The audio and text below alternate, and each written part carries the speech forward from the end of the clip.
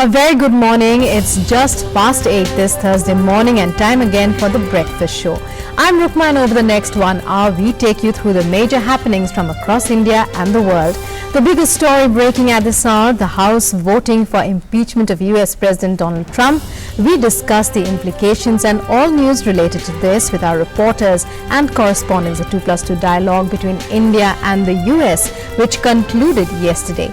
Preparations for the 150th birth anniversary celebrations of Mahatma Gandhi, matters from the Supreme Court, announcement of the annual Sahitya Akademi Awards, the visit of the Portugal Prime Minister, among other stories of national importance. Internationally, it's all the news surrounding the proposed impeachment of the US President. The House has already voted for this. We also bring you the latest from the world of sports and business, as well as the newspaper headlines published from the national capital, New Delhi. But first, the top stories.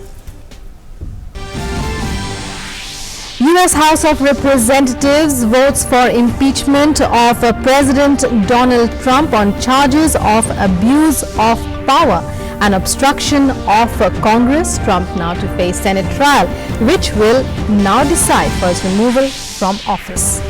India-US 2+2 dialogue concludes in Washington. Both nations reiterate their commitment to combat terrorism in all its forms. Discuss ways to further boost Indo-US ties.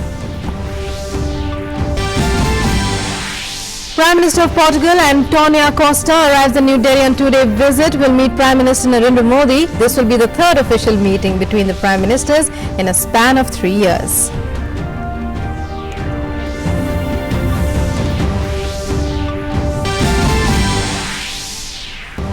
President Ramnath Kovind to preside over a meeting of the organizing committee formed for the 150th birth anniversary of Mahatma Gandhi. Vice President Venkaiah Naidu, Prime Minister Modi, Portuguese PM António Costa, among others, to attend the meet. 38th GST Council extends last date for filing GST returns in some northeastern states for November. Fixes single 28% GST rate on lotteries from 1st of March.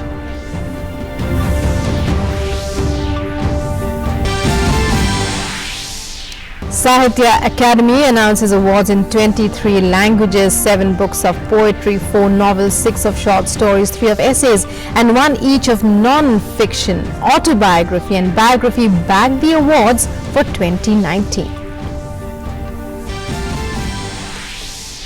And in cricket, India beat West Indies by 107 runs in the second ODI at Visakhapatnam. Kuldeep Yadav hits hat-trick. Rohit Rahul score hundreds in India's big win.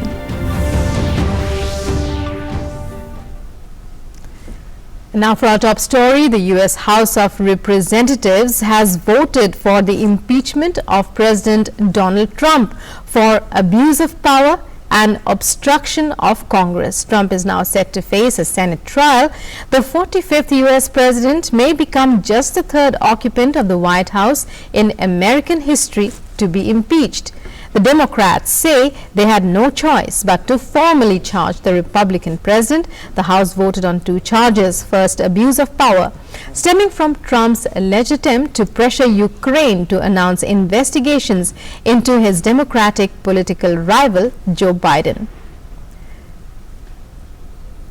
The second charge was obstruction of Congress because Trump allegedly refused to cooperate with the impeachment inquiry, withholding documentary evidence and barring his key aides from giving evidence. Both votes fell along party lines, with nearly all Democrats voting for the charges and all Republicans against. Trump will now stand trial in the Senate, where his Republicans hold a majority. Meanwhile, President Donald Trump, who was addressing a campaign rally in Michigan, has denied any wrongdoing. Remember when I first started this beautiful trip, this beautiful journey, I just said to the First Lady, "You're so lucky I took you on this fantastic journey. It's so much fun. They want to impeach you. They want to do worse than that. By the way, it doesn't really feel like we're being impeached, do you? The country is doing better than ever before. We did nothing wrong. We did nothing wrong. And we have tremendous support in the Republican Party like we've never had before. Nobody's ever had this kind of support. And joining us now is our correspondent Amritpal Singh for more on this story. Amritpal joins us on the phone line. Amritpal, a very good morning to you. Well, news breaking right now. The U.S. House of Representatives voting for the impeachment of President Donald Trump. The next step, we believe, is trial in the Senate. When is that expected to happen, and how do things proceed from now on? What happens is that after the impeachment in the House of Representatives, it goes to Senate within weeks. We've heard the chairman of the Senate say that he could possibly do that in January. That's next month. So now President Trump will face trial in the House of in the Senate. And if the Senate decides to, it will, depending upon how the Senate votes.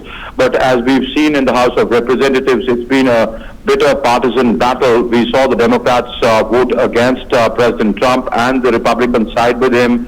And as the House, the Democrats have a majority, so they, on both counts, they were able to press charges for impeachment against him. If a similar nature of vote as is expected happens in the Senate, so the Republicans could, put that aside. So that means that they could vote not to impeach President. Unless both houses vote to impeach President Trump, only then can he be impeached, or the process of removing him from office could stand. So it looks likely that it will be an embarrassment for President Trump ahead of the 2020 presidential election that he faces. We have to again see how the American people perceive it. President Trump would want to see it as some sort of a victory, as the White House has already tweeted, saying that it is a farce which the American people can see through. If that does cut ties with the people of the United States, it could work in favor of President Trump when he faces re-election. He says that today marks the culmination of the House of one of the most shameful political episodes in the history of our nation. So clearly it is an embarrassment for him, but if the vote, as it happens traditionally along partisan lines, it is highly unlikely that President Trump would be voted out or removed from office, or impeachment happens against him, because you need a victory in both houses, that is the House of Representatives and the Senate as well. Right, Amritpal, well, stay with us. We'll be right back with you for more. But now we go across to Mr. Harshdeep Pant for more on the story. Mr. Pant, thank you very much for speaking with DD News. The U.S. House of Representatives voting for the impeachment of President Donald Trump. How do you look at it, even as, the Democrats say that they feel obligated to hold the president accountable for his actions, and that's why they have gone ahead with this step? Well, I think in many ways it's a historical move, whichever way you look at it, because he is the third U.S. president in history to be impeached by the House of Representatives. So clearly, he would go down in history books whether or not Senate removes him from office. But clearly, it's also a partisan vote. The votes have happened along partisan lines. You have had the Democrats who have voted for impeachment for these two charges, that he abused his power and he obstructed the Congress. And Republicans have refused to vote along with the Democrats. Now I think the stage will be set in the Senate, where there will be a full trial, where Mr. Trump will be represented, and he will make his case. He already is making it a political issue, because for him what is important is how he wins the next elections. So clearly the stakes are higher, and I think this is as much political as it is about the process. But as of now, he becomes the third U.S. president in history to be impeached by the House of Representatives, which is clearly a big deal. It is an embarrassment for him, but in many ways we know Donald Trump, that he has used a lot of these embarrassing situations to his advantage in the past. So whether or not he manages to use this once again in the next electioneering that is going to happen over the next few months for November elections remains to be seen. But I think this is again something that before next round of elections becomes a landmark event for the next year, and this will set the stage for the kind of conversations we are going to have about US presidency and US elections over the next few months.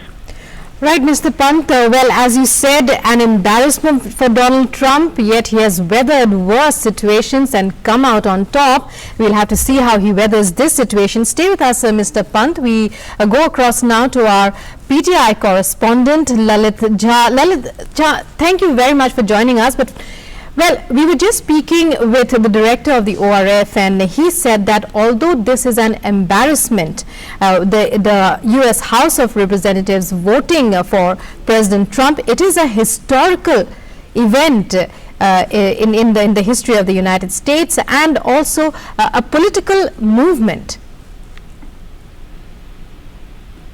Yeah, it all depends on how you look at it. I will also say it's reflective of democracy at work. It's also reflective of how mature a democracy is, right? At a time when autocracy across the world is gaining ground, here in this country, right, some elected representative group of a party politically thinks that what the elected president is doing is wrong, and they go through the motion of legal process, entire process, constitutional process of impeaching the president. They vote against him, and they're trying to overthrow him. Now it will go to the Senate, and let's see what happens over there. Right. So, you know, how many countries in the world have this kind of a system where an elected representative is thrown out of power from office, also through constitutional means, right? Right. And then in our neighborhood in China itself, the president himself has been re-elected for life, right? Right. Well, polls from the United States, Lalitji, show that they show a sharply divided country whose opinions about the president for and against have not changed much because of the ongoing impeachment drama. How do you see there on the ground the impact on Trump's 2020 presidential bid? If this process goes on? You know, we also live in a democratic country, and elections are part and parcel of the system. We know how people vote. The voting pattern, it cannot be predicted about a year in advance. We have to say people vote swing even 24 hours before, or it can be predicted which way people will vote about a month or 2.5 ago, not about a year ago. So I don't know about that part, but I can tell you that it is a divided country right now. If you look at the votes, even though there is no anti-defection law kind of thing here, and there has been history of congressmen and lawmakers voting according to their wishes, voting sometimes against their party. But on this case, both the Democrats and Republicans have voted as per the party lines. Right, they voted according to their party lines. So can we say that, well, it is a major embarrassment for President Donald Trump, and it will be interesting to see how he weathers this. The White House has already tweeted, saying that, I'll just read that tweet from the White House, which says that it marks the culmination in the House of one of the most shameful political episodes in the history of our nation. And it also says, without a single Republican vote or any proof of wrongdoing, President Trump, Lalitji, continuing to insist that there was no wrongdoing.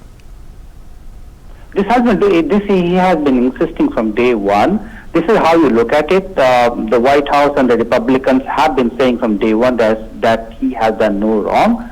Whereas if you look at the speeches or statements coming out from the Democratic Party, this country is going in the wrong direction.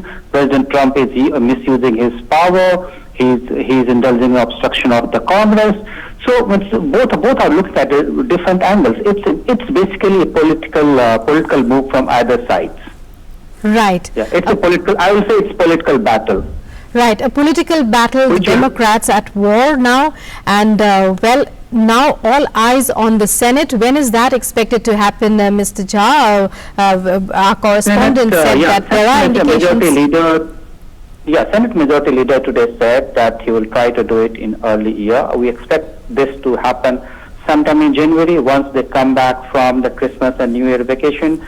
Sometimes it should happen in January or before the primary season kicks off in February.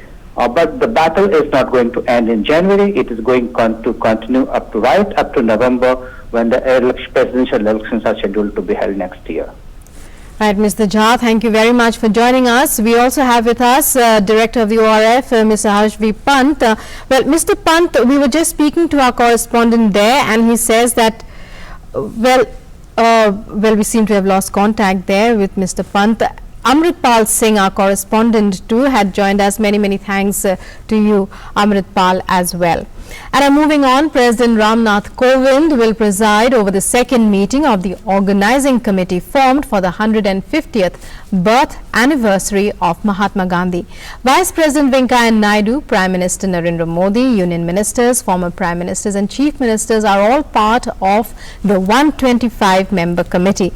The first meeting of the committee took place on the 2nd of May last year. A 19-member working committee under the chairmanship of the Prime Minister has also been constituted to decide the framework of the various events that were organized throughout the year. This year, the nation will celebrate Bapu's 150th birth anniversary. The historic occasion will be celebrated across the world. Let's talk about the major events that took place in the honor of the legendary figure. The year began with Prime Minister Narendra Modi inaugurating the National Salt Satyagraha Memorial at Dandi on Mahatma Gandhi's death anniversary on 30th January. An international sanitation convention was organized in the national capital this year from 29 September to 2nd October. Around 70 delegates from across the world participated in the convention. Apart from this, almost 179 statues or busts of Mahatma Gandhi have been installed in 87 countries, and Gandhi Katha was also organized in 31 countries. 76 nations released commemorative stamps on Bapu. Famous singers from around the world sang Vaishnav Jan at iconic places of 124 countries and published a video of the same. The devotional song is said to be Bapu's favorite.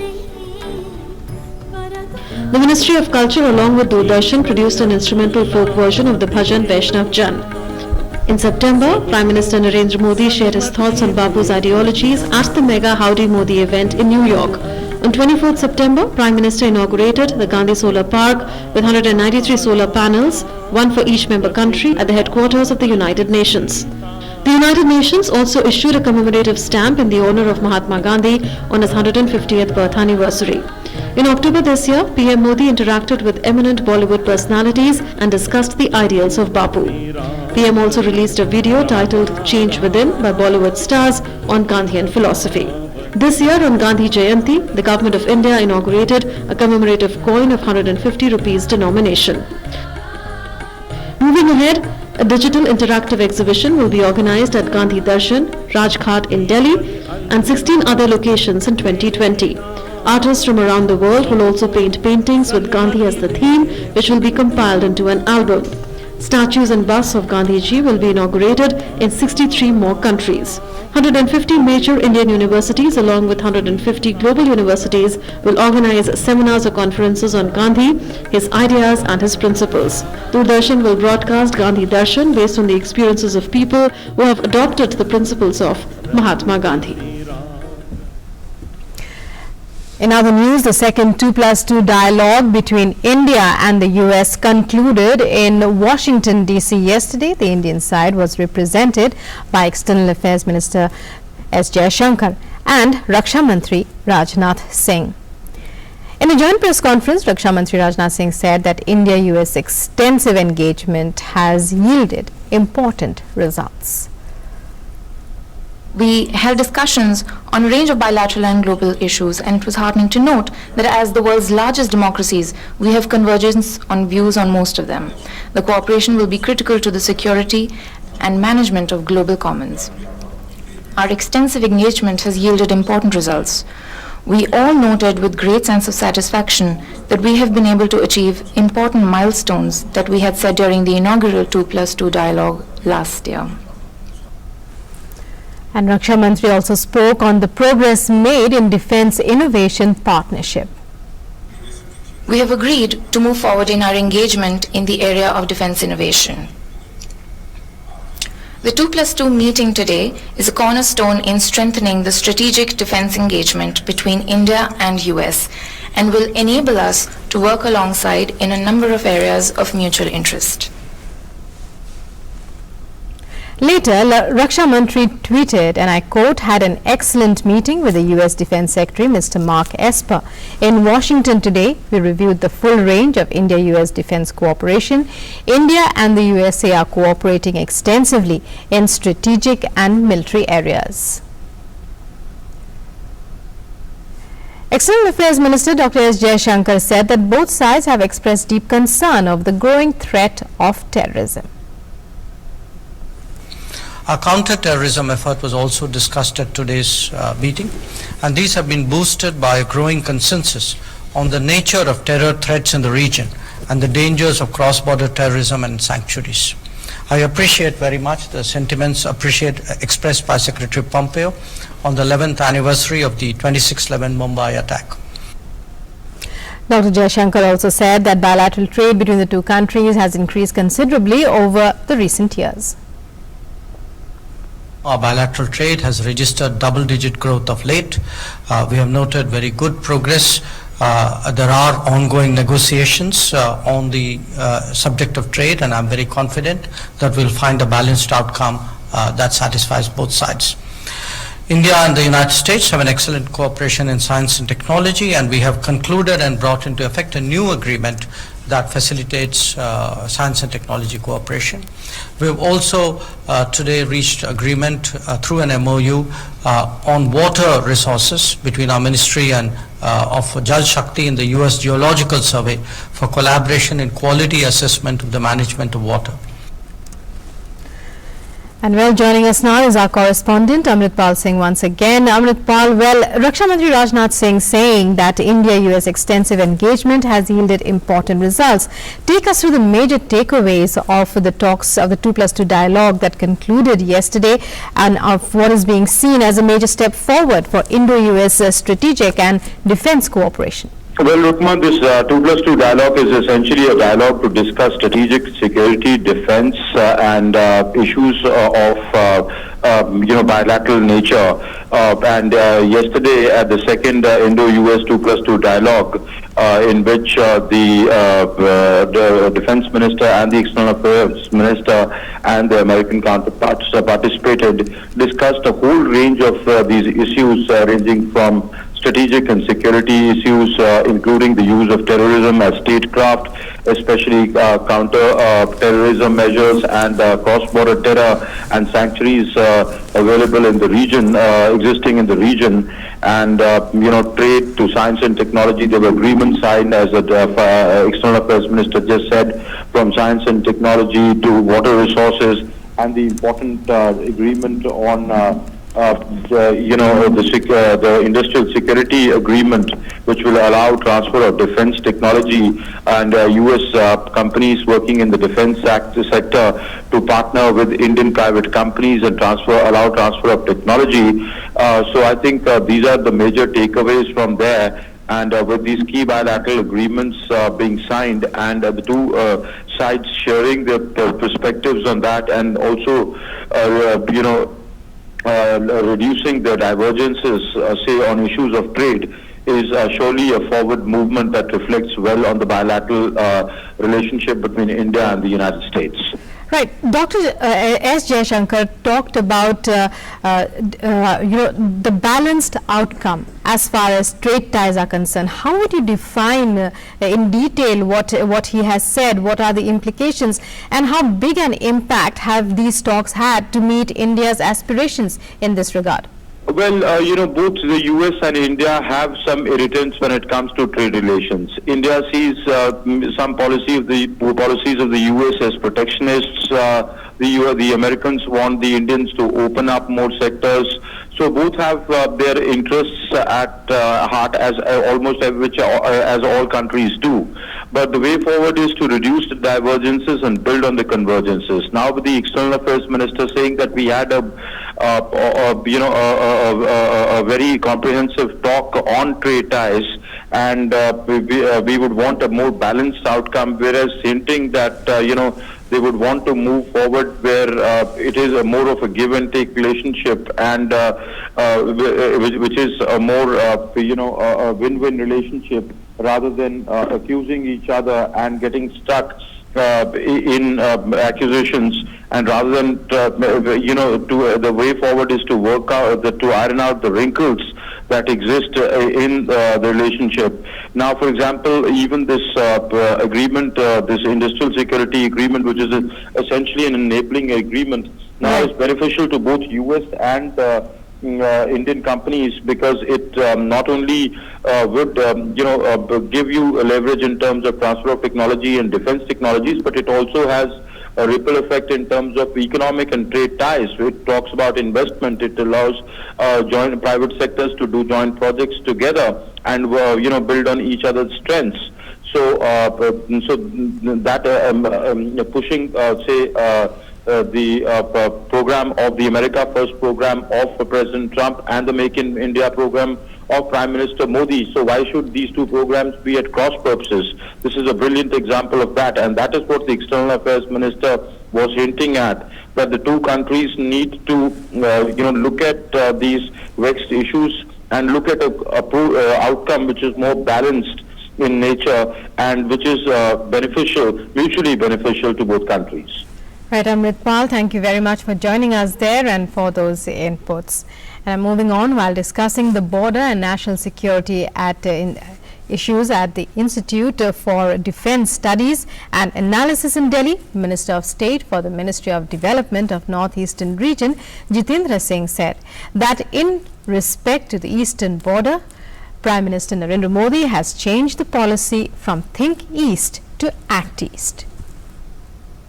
What is significant in the last 5-6 years of the present government is that there has been an entirely different approach about how to approach its borders, security-wise, otherwise, and primarily Northeast and Jammu Kashmir, because these are the two areas which immediately catch our priority. As far as the Northeast is concerned, it was Prime Minister Modi who converted the Look East policy into Act East policy. The 38th GST Council was held yesterday. The GST Council meeting was chaired by Finance Minister Nirmala Sitharaman. The Council, in its meeting, fixed a uniform tax rate of 28% on both state and private lottery. The new rate for lottery will come into effect from March 2020. At present, lotteries run by state governments attract 12% GST, while those authorized by them and sold outside the state are taxed at 28%. The deadline for GSTR 9 and GSTR 9C return filing for 2017 to 18 has been extended to the 31st of January 2020 from December 31st, 2019 earlier. Penalty for non-filing of GSTR 1 from July 2017 has been relaxed. There will be uniform rate of 18% for woven and non-woven bags. Input tax credit will be restricted to 10% only from 20% earlier if invoices are not uploaded. E-way bill for taxpayers who have not filed GSTR 1 form for 2 tax periods will be blocked. The government had cleared the pending GST compensation to the tune of 35,298 crore rupees just a few days before the council meeting. The centre has set a target of 1.10 lakh crore rupees a month for the remaining 4 months of the current fiscal. The GST Council has decided to waive late fee to all taxpayers who have not filed GSTR 1 from July 2017 to November 2019 if all the returns are filed by 10th of January 2020. In view of the difficulties in Northeast as well as in J&K, the due days of filing of GST returns for the month of November also has been extended till 31st December of this year. And Finance Minister Nirmala Sitharaman said that the central government was committed to cooperative federalism. She said in the council meeting that the panel had opted for voting to decide whether a uniform tax on lottery should be levied or a two-rate system be followed. I have taken the sense of the House and being reminded that probably even sense of the House is not warranted, but rules have to be complied with. We went ahead with a decision to have a vote. So, it is not imposed by the council, it's not imposed by me as a chair, but it was on a request from one member. And Prime Minister of Portugal, António Costa, arrived in New Delhi on a two-day visit. He will attend the second meeting of the Organizing Committee on the celebrations for the 150th birth anniversary of Mahatma Gandhi today. The Portuguese PM will also hold official talks with Prime Minister Narendra Modi. This will be the third official meeting between the Prime Ministers in a span of 3 years. And the Supreme Court yesterday dismissed the review petition filed by one of the 4 convicts in the 2012 Nirbhaya rape case. The apex court said none of the points raised by the defense merited review. The court also gave a week's time to the defense to file a mercy plea before the president. With this, the 4 convicts on death row in the 2012 gang rape and murder case are now one step closer to the hangman's noose. The Supreme Court dismissed the review petition filed by 4th convict Akshay Kumar Singh against its 2017 judgment confirming the death sentence. The top court has already dismissed the review petitions filed by the 3 other convicts in the case. Nirvaya's parents were also present at the time of the verdict. They welcomed the decision but said they will not be satisfied till a death warrant is issued by the trial court. And as protests over the amended Citizenship Act intensified, Bengaluru City Police on Wednesday said that Section 144 of the CRPC will be imposed in the city for 3 days beginning today. Bengaluru City Commissioner Bhaskar Rao has said that no protests will be allowed in Bengaluru. Section 144 will be imposed from Thursday morning 6 a.m. till midnight on December 21st. The order comes ahead of planned bunds and protests in the state. Meanwhile, schools, colleges, public transport and commercial establishments will be open as usual. Definitely against fundamental right, but the fundamental right stops when somebody else's well-being is affected. So we have taken this decision to ensure that normal Bangalore runs peacefully. And now news from the world of business and finance. My colleague Ajay Mishra joins us with the latest.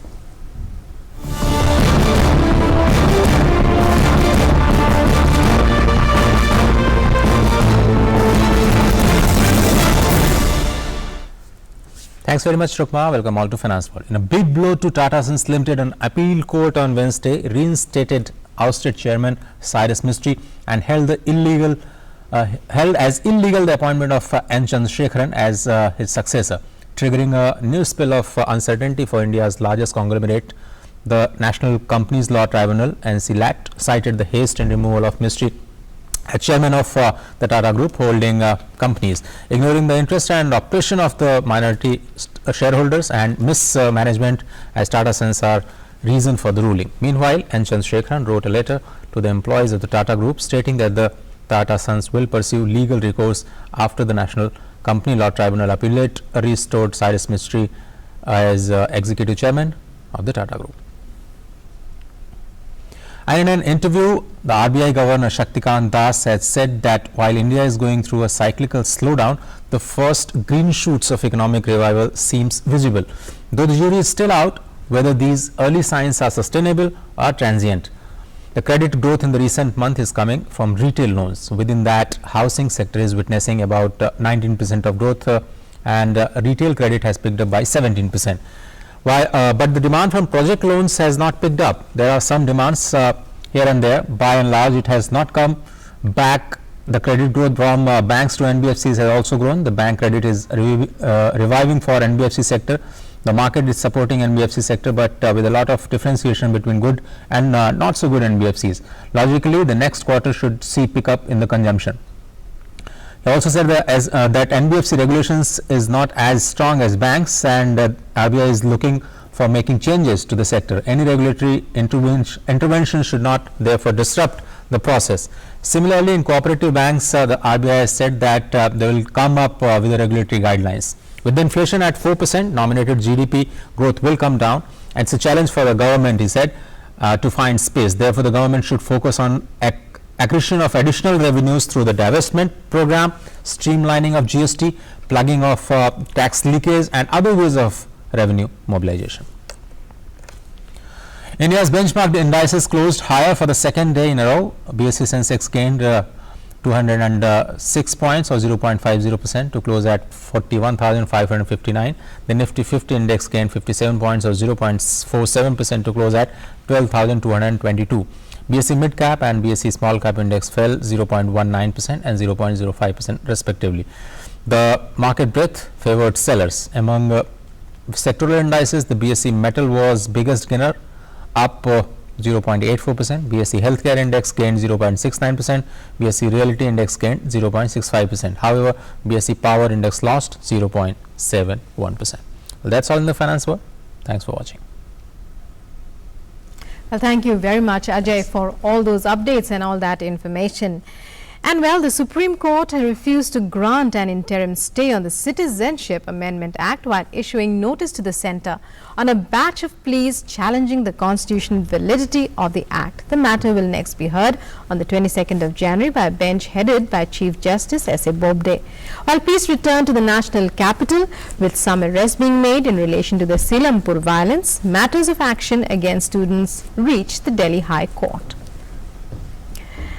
And Duna now joins us from Guwahati for a recap of everything that's happening there, for a review of the situation in Guwahati, which was the seat of many demonstrations against the Amendment Act. Well, Duna, what is the latest? How is the situation in Guwahati and also in other parts of Assam? Yes, Ukma, the situation in Guwahati and overall Assam is quite normal, is limping back to normalcy. For the past few days, no violent incidents have been reported so far. Curfew has been lifted.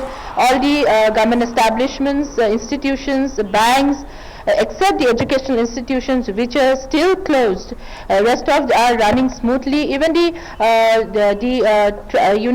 surface communication, all the buses, the public transport services and train services have been resumed, except the train services to Kolkata are still suspended due to some law and order situation in some parts of West Bengal. And the most important thing is that those violent incidents that took place on 10th, 11th, in those days when protest against the Amendment Act was going on, the police have taken action against those people.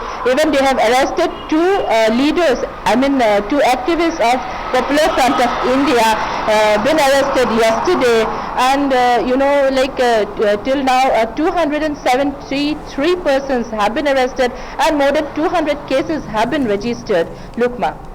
Right, and meanwhile, what about other areas of the northeast? What reports are you getting from your sources there? Yes, in rest of the Assam also the protest is going on, but democratically. Even in Guwahati also the protest has been going on.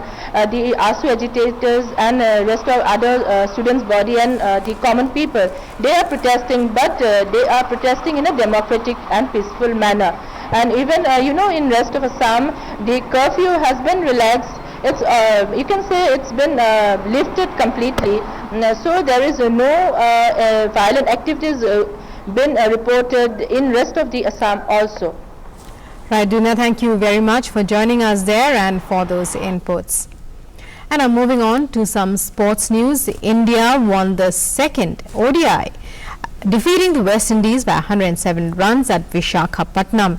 The Caribbeans were all out for 280, chasing India's target of 388 runs. Kuldeep Yadav bagged a hat-trick, taking 3 wickets. Earlier with Rohit Sharma's blistering 159 runs and electric contribution of 102 by Lokesh Rahul, Indians created a huge 387-run chasing challenge for the Windies. The third and final match will be played in Cuttack on the 22nd of this month. And the International Hockey Federation has announced that the Indian men's hockey team will take on New Zealand in their opening match at the 2020 Tokyo Olympics on the 25th of July, while the Indian women's team will play against Rio Olympic silver medalist Netherlands at the 2020 Tokyo Olympics. India under-17 women's team on Tuesday defeated Thailand 1-0 in the second game of the women's football tournament at Mumbai. With this win, India qualified for the finals and will now take on Sweden in the summit clash on the 19th of December. Kritina Devi scored for India in the injury time, giving India the match-winning lead in added time and sent Thailand out of the tournament. India will take on Sweden in the final tomorrow. And time now to take a look at the top stories published in the newspapers from the national capital. Well, among the stories making headlines in almost all newspapers is the latest in the Tata Sons story, the fact that the NC-LAT has restored him to his original position as the head. Also, the latest in the protests against the Citizenship Amendment Act, as well as what the court said in the Nirbhaya case. Well, first of all, very interesting, the Indian Express talks about how in a first GST Council holds a vote for 28% uniform lottery tax. So what is important, in fact, what the paper has focused on is not the fact, more on the rather than on the contents, on the fact that a vote is held for the first time. And I'm moving on to another top story in almost all newspapers. It talks about a new index which could map parliament disruptions, and this was discussed at a meeting that was chaired by Speaker Om Birla. It talks about a new index that could detail various events as they happen in parliament, and among the events that could be detailed here are parliament disruptions. Now moving on to another very interesting editorial here, Payal Rohatgi's arrest. It says politically motivated arrests represent the crudest possible way to tackle defamatory speech. It refers here to how actor Payal Rohatgi was arrested by Rajasthan police and her remand in judicial custody for posting a video containing false and objectionable remarks about freedom fighter Motilal Nehru. It says it highlights the discrepancies in the operation of free speech levels in India. And then we go on to the Economic Times, where of course the headline is Mystery Back, So Is Mystery. It talks about how 3 years after his sacking, NC-LAT reinstated Cyrus Mistry. The box item talks about the latest twist in the Tata versus Mistry story, and there is details of the story and all that has happened so far.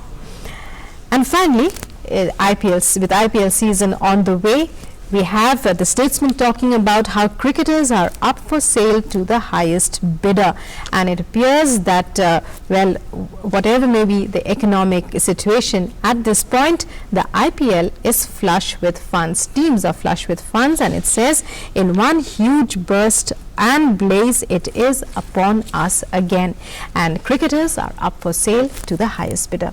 Well, those were a few of the top stories in the national dailies this morning. And now moving on, let's take a look at all the events that happened on this day in history. On this day in 1927, 3 Indian revolutionaries, Ram Prasad Bismil, Roshan Singh and Ashfaqullah Khan were executed by the British Empire in the Kakori conspiracy. Bismil was hanged at Gorakhpur jail, Ashfaqullah Khan at the Faizabad jail and Roshan Singh at Naini Allahabad jail. On the same day in 1932, the British Broadcasting Corporation began transmitting overseas with its Empire service to Australia. On this day in 1961, Goa was liberated after the Portuguese surrendered to the Indian troops. On the same day in 1997, director James Cameron's epic drama Titanic, the story of the real-life luxury ocean liner that struck an iceberg and sank on its maiden voyage in 1912, resulting in the deaths of more than 1,500 passengers and crew, opened in theatres. And let's take a look now at the events listed for later today in today's Outlook. Union Home Minister Amit Shah to preside over the 56th Raising Day Parade of SSB at the 5th Battalion of SSB in New Delhi. Union Minister for Rural Development and Panchayati Raj Narendra Singh Tomar to be the chief guest at the National Awards function of the Ministry of Rural Development for the year 2019 and confer the awards at Pusa in New Delhi. Union Minister of Social Justice and Empowerment Thawar Chand Gehlot to be the chief guest at the inaugural lecture of the Mahatma Gandhi Lecture Series on the topic From Mahatma to Modi, the Idea of India, organized by the Ministry of Social Justice and Empowerment at Dr. Ambedkar International Centre in New Delhi. The IPL Players Auction 2019 to be held in Kolkata. A total of 971 cricketers, including 713 Indians and 258 overseas players, will be up for grabs. And time now for this morning's dose of good news. A fish seller is doing yeoman service, running a school in West Bengal. Not financially sound himself, Vishwanath Nadu is educating children from economically disadvantaged sections of society. Teaching children was always his dream, and that's why he's unstoppable, even at the age of 65. Vishwanath Nadu from Kolkata is a fish seller by profession, but his heart lies in teaching. He always dreamt of educating children, and therefore even at the age of 65, he carries on teaching at the Swami Vivekananda Vidya Mandir in Shamnagar, which he runs with his 5 associates. The school was founded by educationist Shrish Mukherjee in 1974 on a small piece of land. Vishwanath studied up to pre-university at the Dum-Dum Motijheel College in West Bengal. Every morning, he sets out for the Dum-Dum Fish Wholesale Market, where he buys his daily quota of fish before selling them in the local market. After selling fish till about 1 in the afternoon, he moves to the school. My dream is to spread education among children in the locality. The school was founded by Shrish Mukherjee. A total of 6 teachers are running the school. Challenges have increased with time. Apart from my business and family, I have to look after donations from various NGOs and other problems related to the school. We need some chairs and benches. We need government recognition, but not at the cost of the old teachers who are rendering their services to the school. Students are taught from nursery till class 4 at the school. Most of the students are from the economically disadvantaged groups. Help from a voluntary organization has enabled the school building to become 2-storied. 2 voluntary organizations pay salaries to Vishwanath and his colleagues. Vishwanath wants government recognition for the school, but not at the cost of its teachers. Service to others requires a magnanimous heart more than financial resources.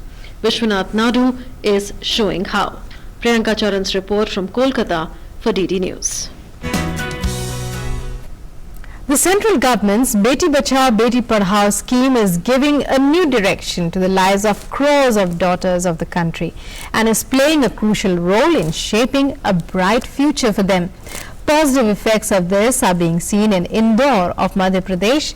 Here's a ground report from there.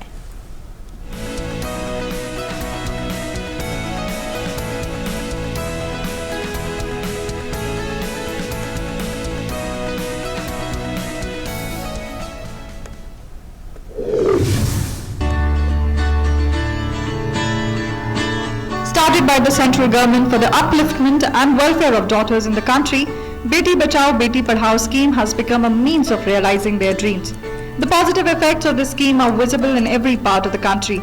Under this scheme, efforts are being made to promote education of the girl child in Indore district of Madhya Pradesh. Camps are also being organized towards increasing awareness about the protection of girls by educating them about physical and mental abuse and by making them aware of what is right and wrong. In Indore, under this scheme, meritorious girl students are being identified and shortlisted for scholarships to provide them financial assistance for pursuing better higher education to fulfill their dreams. They are also being provided free education, books and uniforms in schools under this scheme.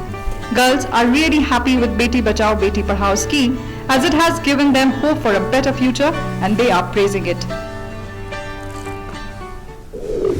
सरकार ने इसमें बहुत मदद की है, हमें बहुत सारी फ्री बुक्स मिली हैं, फ्री ड्रेस मिली है और हमें सरकार ने बैंकों में पैसे देने की सुविधा करी है और बहुत सारी स्कॉलरशिप चलाई है जिसके कारण हम हमें आगे की पढ़ाई आसानी से कर सकते हैं। हमारे देश के छोटे छोटे गाँवों में बेटी बचाओ बेटी पढ़ाओ पर बहुत सारे आंदोलन किए हैं और उस पर अभियान भी चलाए हैं। जैसे कहीं कहीं पे तो नाटकों से भी मतलब गाँवों में जाके लोगों को प्रेरणादायक किया है कि बेटियों को पढ़ाना चाहिए, ना कि घर में बंद करके रखना चाहिए। हमारे स्कूल में हर शनिवार के दिन बाल सभाएं होती है जिसमें हमारे जीवन कौशल से हमें रिलेटेड क्वेश्चन बताया जाता है। हमें बताया जाता है कि हमें कौन गुड टच कर रहा है और बैड टच कर रहा है, हमें कैसे पता चलेगा ये, हमें है ना दूसरों के प्रति कैसा व्यवहार रखना चाहिए, यानी कोई हमें छू रहा है तो वो किस नज़रिए से छू रहा है, हमें उसकी भी जानकारी रखना चाहिए और हमारे स्कूल में इसका बहुत अच्छा प्रशिक्षण दिया जाता है। मोदी जी ने बाल विवाह पे भी अत्यधिक रोक लगा दी है कि मतलब पहले बहुत बाल विवाह ज़्यादा हो जाते थे, 18 साल से कम उम्र वाले बच्चों की शादी करते थे, पर अब आधार कार्ड देखते हैं और बहुत सारी चीज़ें प्रूफ मांगते हैं कि वो 18 साल की है क्या नहीं, उससे पहले मतलब बच्ची की शादी नहीं करते हैं। In addition, under Beti Bachao Beti Padhao scheme, efforts are also being made to help encourage girls in other areas of life and to ensure their increased participation. This scheme is proving to be a blessing for all the daughters of the country. Through this, significant steps are being taken to empower them socially and to further help them in their physical, mental and educational development. Bureau Report, DD News.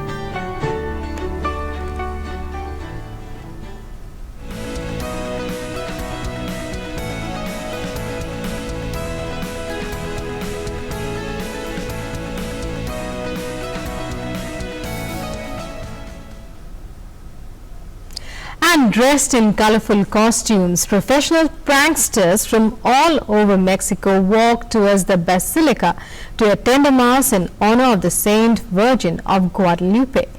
As members of the Clown Club of Mexico, the performers have been making the pilgrimage for over 30 years to ask the Virgin of Guadalupe to continue to watch over their members and their families. After dancing and singing through the streets, the clowns arrived at the iconic Mexican Basilica for the Mass.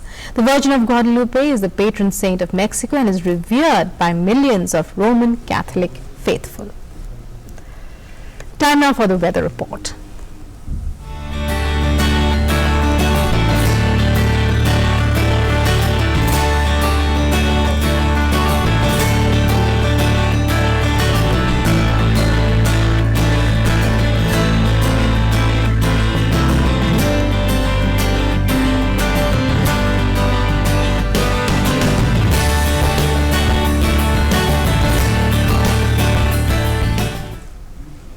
And that's all we have for you in this edition of The Breakfast Show. But before we go, we take you to Malta, where a diver dressed as Santa Claus delivered Christmas treats to well-behaved fish and sharks in a huge fish tank in the National Aquarium in Cora. Take a look. Namaskar.